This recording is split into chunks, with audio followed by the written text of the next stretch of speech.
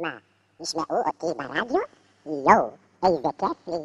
A one, a two, a three, a four.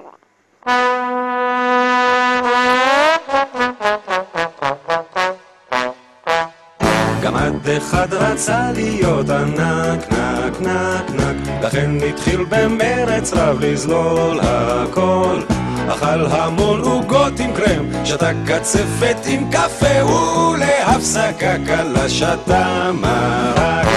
אכל סלט פירות עם צימוקים, קים, קים, קים, אכל קציצות עם פטריות וחמוצים, סלל הרים של אגוזים, ולסיום שתה ליפטן, אך נשאר הזה וגם קטן, טן, טן. והלוואי שגם אני, כמו אותו עץ בעוני, מוכן לזלול בלי להפסיק, וגם להיות קטן פוקסיק. ואם אני כמו גמד, אוכל לזלול גלידה לאט, אז בטח איזה 6 צרות היו מעל כתפיי יורדות. גמד אחד רצה להיות ענק, נק, נקי, חשב שאלוהים אוהב רק ענקים.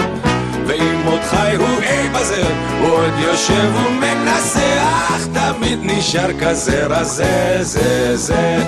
והלוואי שגם אני, כמו אותו עץ בעוני, מוכן לזלול בלי להפסיק, וגם להיות קטן פופסיק. ואם אני כמו גמד, מוכן לזלול בלי דלת, אז בטח איזה 6 צרות היו מעל כתפיי יורדות. לא!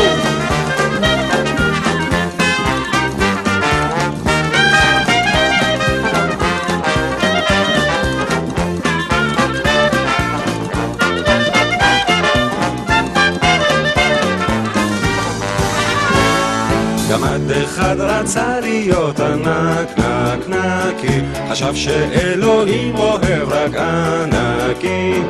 ואם עוד חי הוא בזה, הוא עוד יושב ומנסה, אך תמיד נשאר הזה.